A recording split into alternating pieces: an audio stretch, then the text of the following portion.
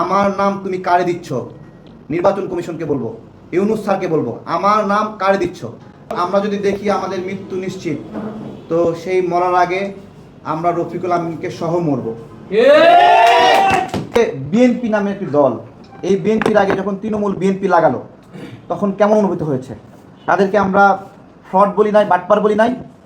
অথবা যে নাগরিক পার্টি, এই নাগরিক পার্টির আগে যদি একটা সর্বজনীন নাগরিক পার্টি লাগায় দেয় কেমন লাগবে? অথবা আওয়ামী লীগের আগে আরেকটা আ দিয়ে আওয়ামী লীগ দেয় তাহলে কেমন লাগবে? অথবা তৃণমূল আওয়ামী লীগ দেয় কেমন লাগবে? আমরা প্রত্যেকে এক একটা পরিচয় নিয়ে বেড়ে উঠি। এই পরিচয় নিয়ে বেড়ে ওঠা রাজনৈতিক দল কেউ শুরু যদি করে, প্রথম প্রজ্ঞার পরিচয় হলো একটা সুন্দর নাম দেওয়া, একটা সৃজনশীল নাম দেওয়া, একটা নতুন নাম দেওয়া। একটা রাজনৈতিক দলের প্রথম দক্ষতা। এই জায়গাতে রফিকুল আমিন সাহেবরা এই দক্ষতা দেখাতে ব্যর্থ হয়েছেন, এটা প্রমাণিত হয়েছে। তারা এটা প্রথম পরিচয়ে তারা এটা ব্যর্থ হয়েছেন। আপনারা এই নামে কাজ করার সুযোগ পাবেন না। আমরা এখন পর্যন্ত অনুরোধ পর্যায়ে আছি, আমাদের সাথে আমাদের বন্ধুরা আছে, আমরা একা না। আমরা জুলাই গণ অভ্যুত্থানে যেরকম একসঙ্গে লড়াই করেছি, আমি মনে করি আমাদের জুলাই যোদ্ধারা, আমাদের রাজনৈতিক পরিমণ্ডলের বন্ধুরা, আমাদের এই সংকটে যারা আমাদেরকে বিপদে ফেলার চেষ্টা করছে, আমরা সবাইকে সাথে পাবো এবং তাদেরকে সাথে করে নিয়ে আমরা এই মোকাবেলাটা করব। এই লড়াইয়ের পথকে কেউ যদি দিকভ্রষ্ট করতে চায়, বিভ্রান্ত করতে চায়, তাহলে ভারতের আগ্রাসন বিরোধী যোদ্ধারা তা প্রতিহত করবে। জুলাইয়ের গণ অভ্যুত্থানের আগে যে ধরনের ঘুষ, দুর্নীতি, জেল, জুলুম, গুম, খুন, মামলা হামলা, ফ্যাসিজম যা যা চলেছে, সেগুলো তো আমরা সাধারণভাবেই গ্রহণ করতে আর রাজি না। এখন বলেন, চিহ্নিত প্রতারক যারা নাকি গরিব মানুষের টাকা চুরি করে 12 বছরের সাজাপ্রাপ্ত 2,258 কোটি টাকা চুরি করেছে যেই প্রতিষ্ঠান, আপনারা বলেন গণ অভ্যুত্থানের পরে এই নতুন বাংলাদেশে সেই চোর ডাকাতরাই কি আবার আমাদের রাজনীতিতে ফিরে আসবে? তারা কি রাজনীতি করবে? তারা সংসদে যাবে, আবার মন্ত্রী হবে, আবার দেশের রাষ্ট্রীয় কোষাগার লুটপাট করে ফেলবে, বিদেশে আবার টাকা পাচার করবে? নিশ্চয়ই না।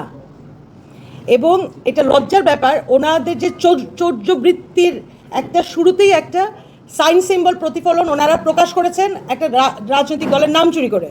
ভবিষ্যতে কি করবেন এটা নিয়ে আমাদের মনে আর কোনো প্রশ্ন নাই। জনতা এই শব্দটার একটা পবিত্রতা আছে। জনগণ নিয়ে কথা হচ্ছে, আমরা কি বলেছি? ক্ষমতা না জনতা, জনতার বাংলাদেশ এটা। এবং বুকের রক্ত দিয়ে বাংলাদেশ আমাদের তৈরি করতে হয়েছে, আদায় করতে হয়েছে। এই আমজনতার শব্দটির যে পবিত্রতা, যে ভার, আপনারা নিজেরাই বলেন, ডেস্টিনি গ্রুপের মতো একটা চোর প্রতারক গ্রুপ কি এই শব্দটা ইভেন ডিজার্ভ করে না?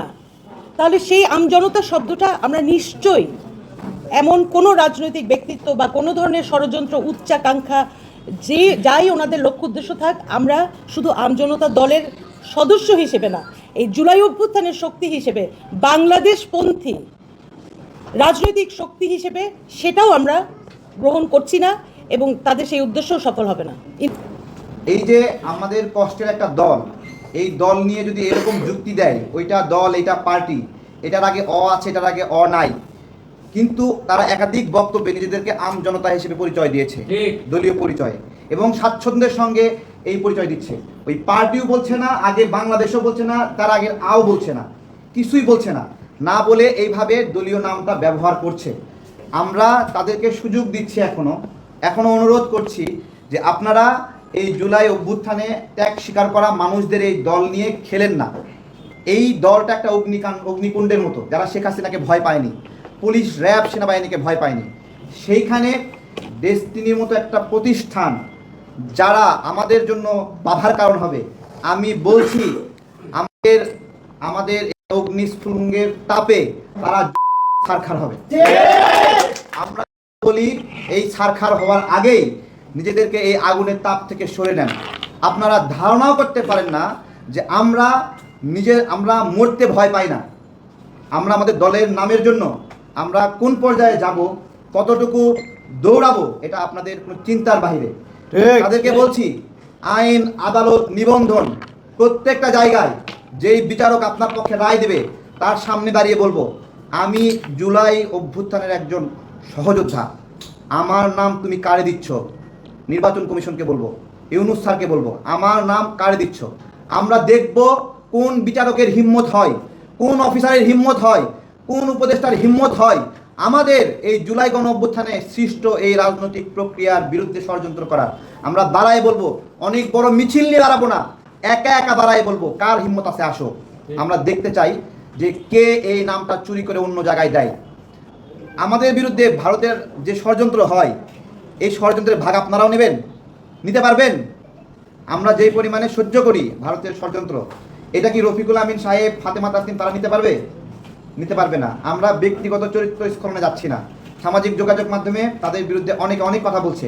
আমাদের এই ব্রিফিং দেখেন, এখন পর্যন্ত প্রত্যেকটি ওয়ার্ড মার্জিতভাবে আমরা লিখেছি, কিন্তু আমরা যদি দেখি আমাদের মৃত্যু নিশ্চিত, তো সেই মরার আগে আমরা রফিকুল আমিনকে সহ মরব।